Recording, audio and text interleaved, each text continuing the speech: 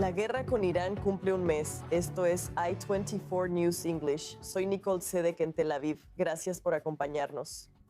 Hace 4 semanas que Estados Unidos e Israel iniciaron campañas militares conjuntas. La Operación Furia Épica de Washington y la Operación León Rugiente de Jerusalén, enfocadas en las capacidades nucleares y militares de Irán.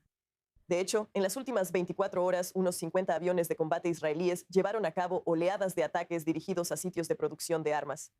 Un sitio para fabricar explosivos para aliados de Irán como Hamas y Hezbollah, y otro para piezas de misiles balísticos. Israel y Estados Unidos reducen las capacidades de lanzamiento de Irán, pero algunos misiles aún atraviesan las defensas aéreas israelíes.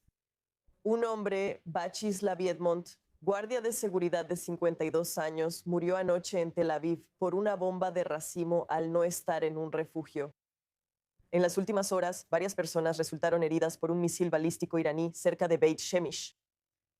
Bueno, para la información más reciente, quiero pasar al estudio porque incluso mientras estamos al aire en este momento, actualmente están sonando sirenas en la ciudad sureña de Eilat. Nos acompaña Owen Alterman, corresponsal senior de A24 News English. Owen, seguimos viendo estos lanzamientos desde Irán. Desafortunadamente, hubo algunos daños más temprano hoy. No estoy segura si tenemos alguna información en este momento, pero sobre el último ataque que está ocurriendo mientras hablamos. Bueno, primero que nada, desde Irán y no desde Yemen, Nicole, desde anoche tenemos que empezar a hacernos esas preguntas y con frecuencia, durante los últimos 2 años y medio, los misiles de largo alcance disparados hacia Eilat venían de Yemen. Así que era una pregunta válida, pero estos son de Irán. Por cierto, las sirenas no solo sonaron en Eilat, sino también en algunas áreas al norte de Eilat, en el Arabá, en el sur del Negev. Aún no hay reportes sobre los resultados ni sobre lo que sucedió. Obviamente, estaremos pendientes. Les daremos actualizaciones en cuanto tengamos información. Por supuesto, y también estamos esperando que una corresponsal sobre el terreno nos dé más actualizaciones. De hecho, la estamos contactando en este momento. Vamos en vivo ahora con nuestra corresponsal de I-24 News English, Balik Sladin. Ella nos acompaña desde el centro de Israel. Y Balik, acabamos de hablar sobre las sirenas que están sonando actualmente en el sur de Israel. Vimos sirenas y daños en el centro de Israel, cerca de Beit Shemesh. ¿Tienes detalles sobre ese ataque? Sí, una andanada de misiles cerca de las 2 p.m. Hoy que causó muchos daños en la zona de Beit Shemesh, fuera del Yeshuv de Beit Shemesh que está cerca. Hablamos de 11 personas en condición leve. Hubo heridos por el misil que cayó en esa zona, aunque no impactó directamente en ninguna casa, solo causó muchos daños a todas las casas en esa zona. Pero afortunadamente nadie resultó gravemente herido como resultado de esta andanada de misiles que fue lanzada desde Irán. Estamos hablando de un radio de 150 metros alrededor del sitio de impacto que resultó dañado por esto. Y desafortunadamente durante la noche, alrededor de la medianoche de ayer, una andanada de misiles que fue lanzada hacia el centro de Israel mató a una persona. Estamos hablando de Vidamante Quinto Yatzlav, de 52 años, que en realidad era guardia de seguridad en uno de los sitios que fue impactado en la guerra anterior en junio de 2025. Aparentemente, y esto es según la información que tenemos, él sí fue al refugio cuando escuchó las sirenas, pero desafortunadamente salió del refugio antes de tiempo. Una esquirla cayó frente a él y el daño de las esquirlas le hizo heridas y como consecuencia falleció después.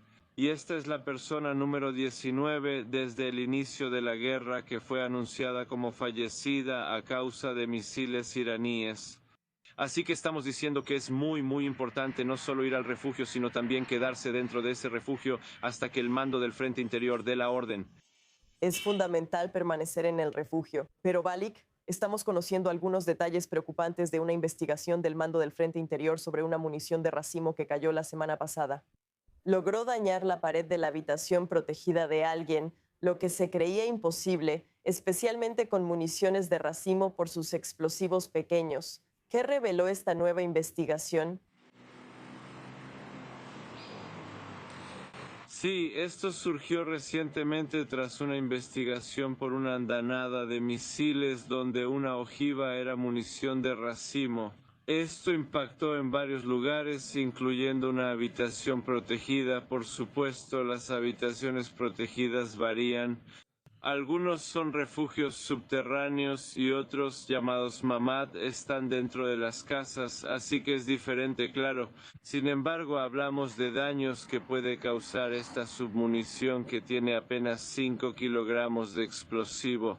Eso puede causar daño incluso a las habitaciones protegidas. Afortunadamente, en ese caso que se investigó, todas las personas que estaban dentro de la habitación protegida no resultaron heridas como consecuencia de ese impacto.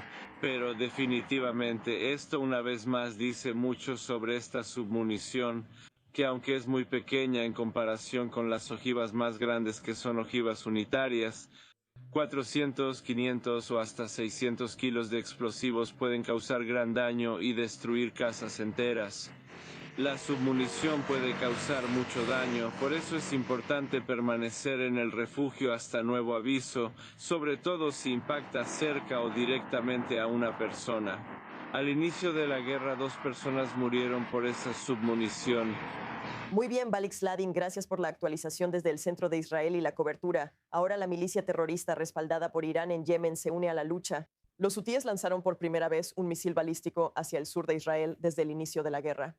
El misil fue derribado por defensas aéreas israelíes, pero los hutíes seguirán atacando hasta que termine la agresión en todos los frentes.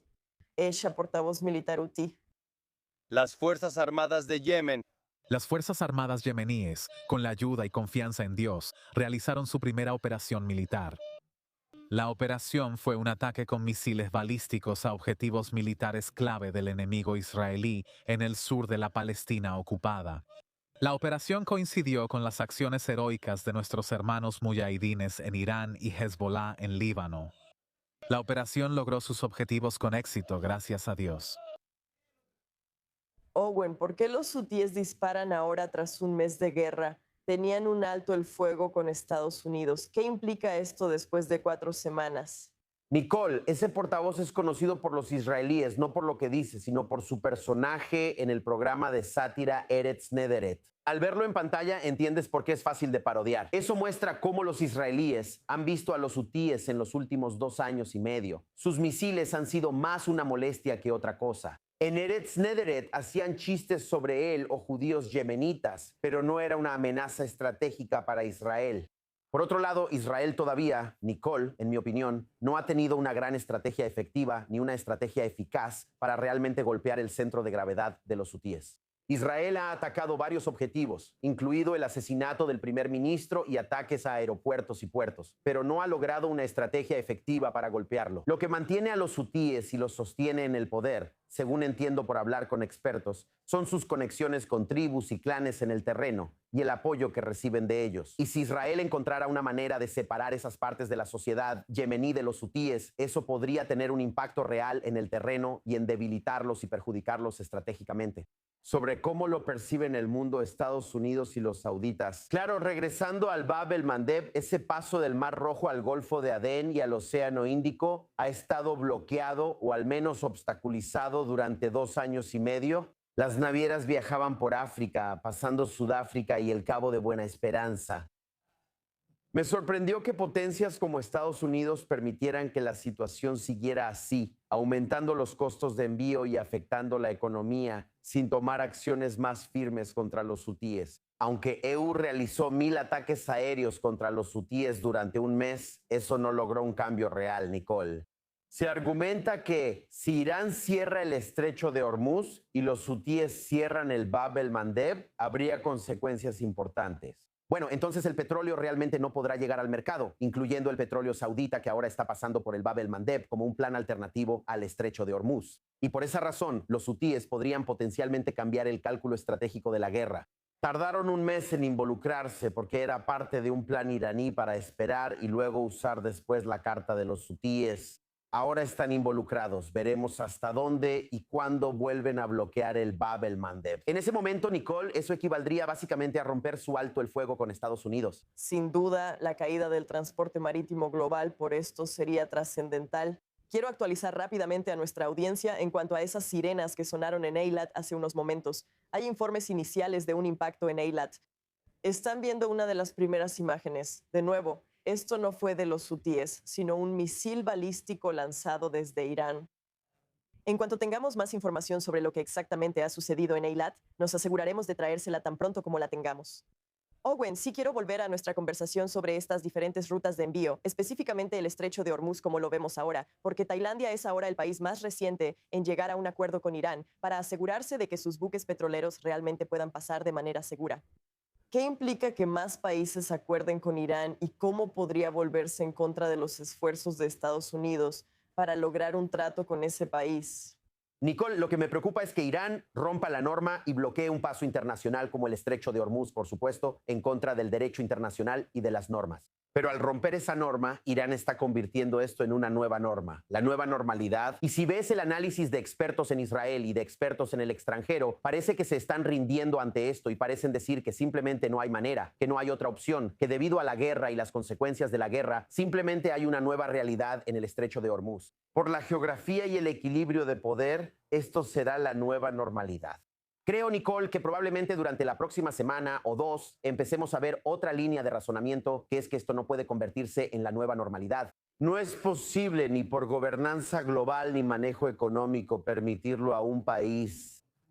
Solo ocurre por su ubicación geográfica, por la suerte de estar junto a un paso así, que pueda esencialmente tener como rehén a toda la economía global.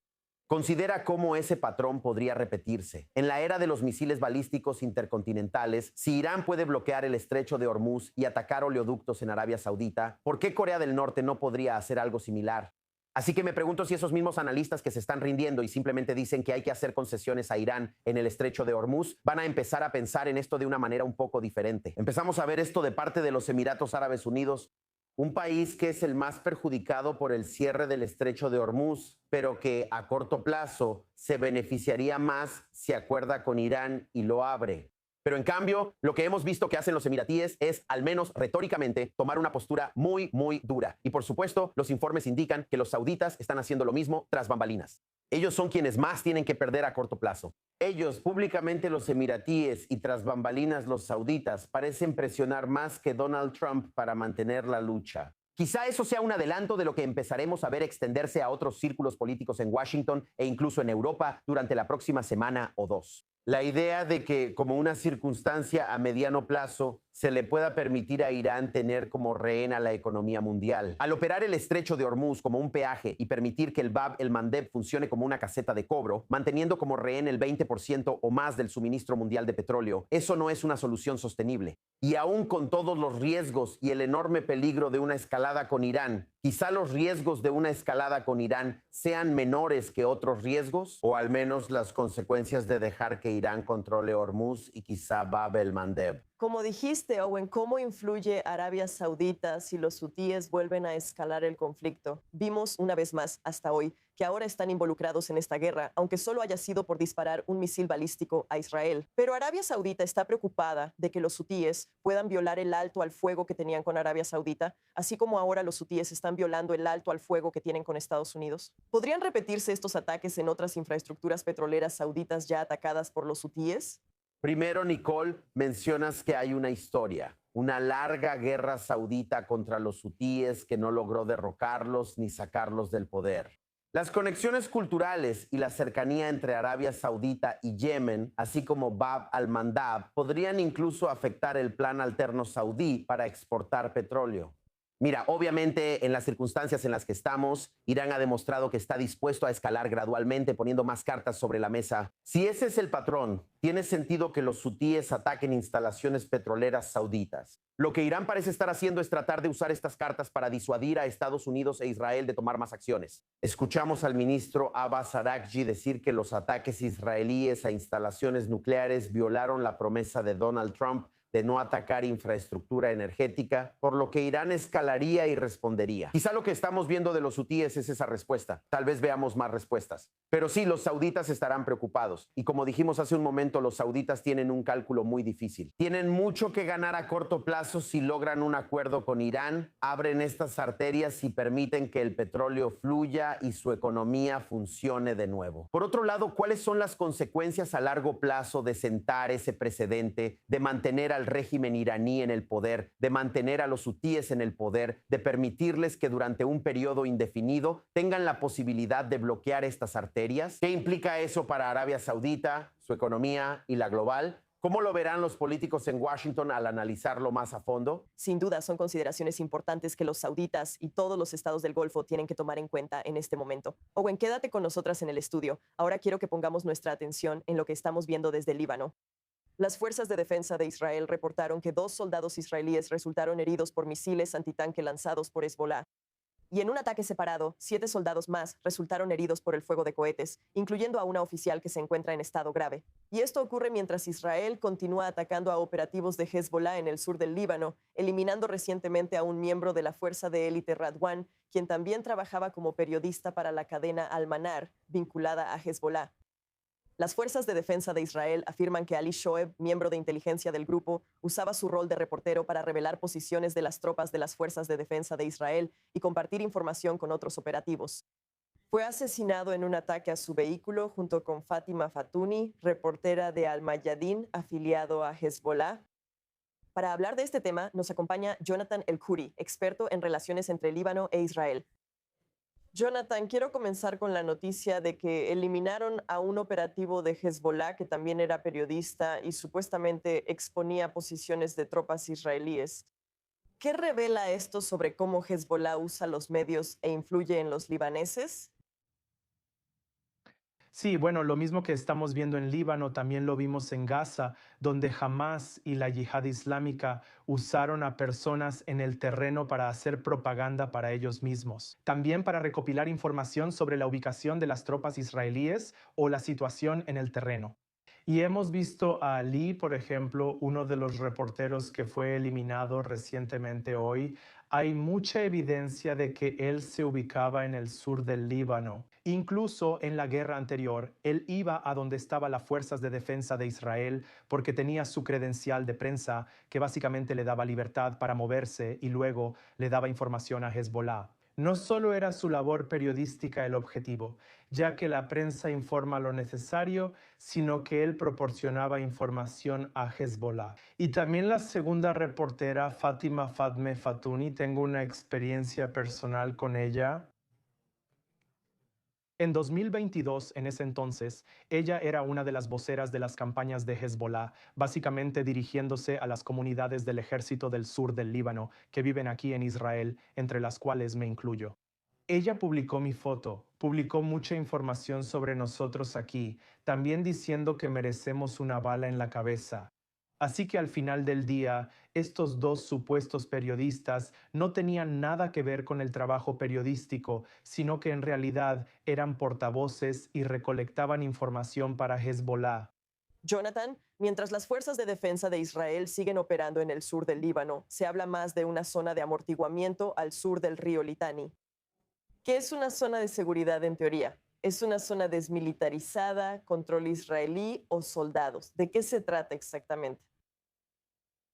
Bueno, como hemos estado escuchando de las Fuerzas de Defensa de Israel y de Isla Al-Qat, nuestra ministra de Defensa, y también de funcionarios de las Fuerzas de Defensa de Israel que están afirmando eso. Al final del día, la única razón o la primera misión es alejar a Hezbollah aún más de la frontera norte de Israel y empujarlos más al norte del río Litani. Por eso las fuerzas de defensa de Israel han atacado puentes en el sur del Líbano para impedir que Hezbollah movilice unidades o maquinaria pesada hacia el sur y ataque a ciudadanos israelíes. Este es el objetivo principal de las fuerzas de defensa de Israel al final del día.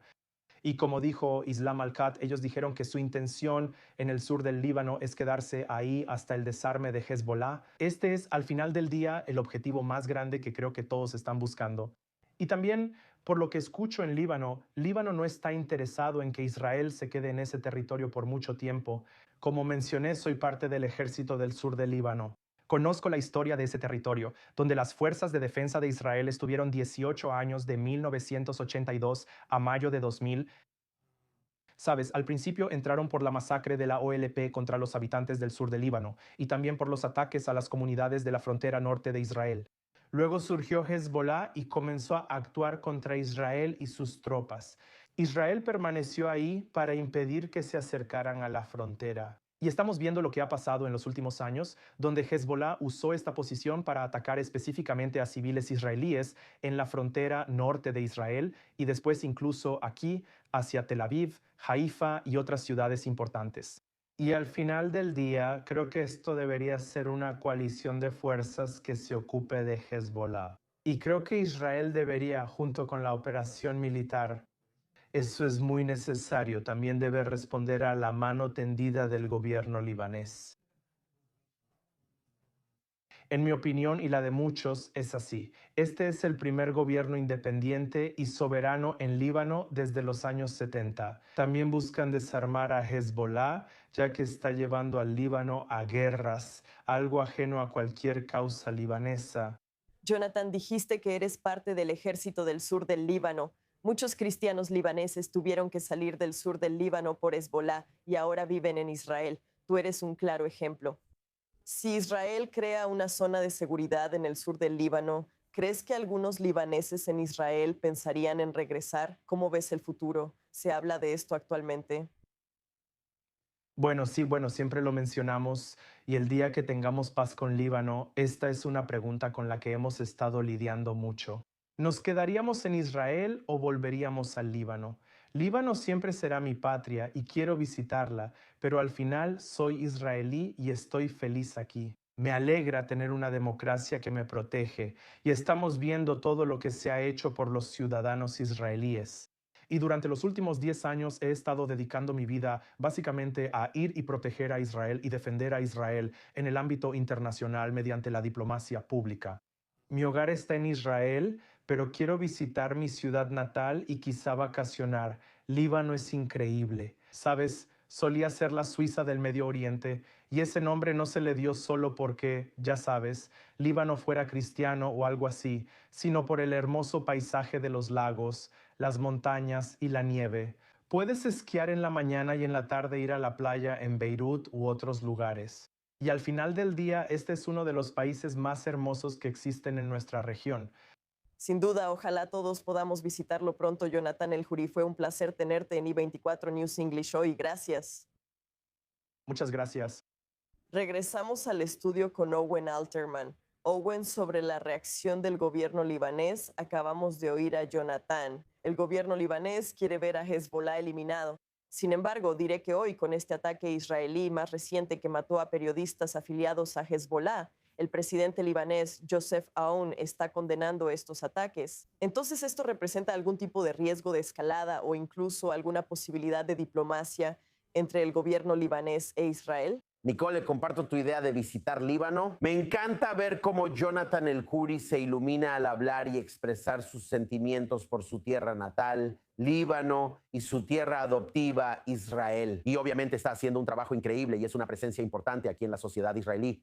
Mira, el comentario de Joseph Aoun es muy llamativo dadas las circunstancias. El gobierno libanés ha hecho todo lo posible para tomar las medidas que considera necesarias contra Hezbollah y para extender la mano y buscar conversaciones con Israel, incluso potencialmente a nivel ministerial, según algunos informes al principio de la guerra. Así que es sorprendente verlo salir públicamente y criticar un ataque israelí cuando Nicole realmente no tenía por qué hacerlo. Atacar periodistas implica cuestiones de derecho internacional, pero como vimos en Gaza el 7 de octubre, es un tema muy complejo. Y cualquier acción como esta tiene que pasar por una revisión legal en el ejército israelí. Así que un abogado revisó esto y lo aprobó. Así que hay una respuesta sobre por qué esto es legal y por qué esto es legítimo. Pero mira, sospecho que lo que está pasando Joseph Aoun puede ser similar, en cierto sentido, a lo que ocurre en las capitales del Golfo, donde simplemente tienen que entender quién va a ganar la guerra. ¿Cómo se ve el día después? ¿Cómo se ve el equilibrio de poder en el día después? Porque si Hezbollah sigue en pie el día después de esta guerra, y más aún si buena parte de su arsenal sigue intacto, Joseph Aoun, de una forma u otra, va a tener que trabajar con ellos. Los chiíes son una parte enorme de la sociedad libanesa. Hezbollah está ahí. Si sigue ahí en el terreno y sigue armado, él va a tener que lidiar con eso. No puede enviar a su ejército a desarmar a Hezbollah porque dentro del mismo hay mucha empatía y afinidad hacia ellos. Principalmente porque Hezbollah es muy fuerte. Un objetivo clave de la campaña militar de Israel, Nicole, es debilitar a Hezbollah para cambiar el equilibrio de poder y permitir que el gobierno actúe más. Quizás el comentario de Joseph Aoun indique que no cree que eso ocurra. Seguiremos monitoreando este frente. Owen, quédate en el estudio. Hacemos una breve pausa en I24 News, pero cuando regresemos hablaremos sobre el potencial de que Estados Unidos impulse conversaciones con Irán para un alto al fuego en esta guerra en curso. ¿Cuál es la postura de los iraníes? ¿Cuál es la postura de Estados Unidos? ¿Y cómo quedamos en medio de esto aquí en Israel? Se viene mucho más análisis, así que no se vayan. Quédense con nosotros aquí en I24 News.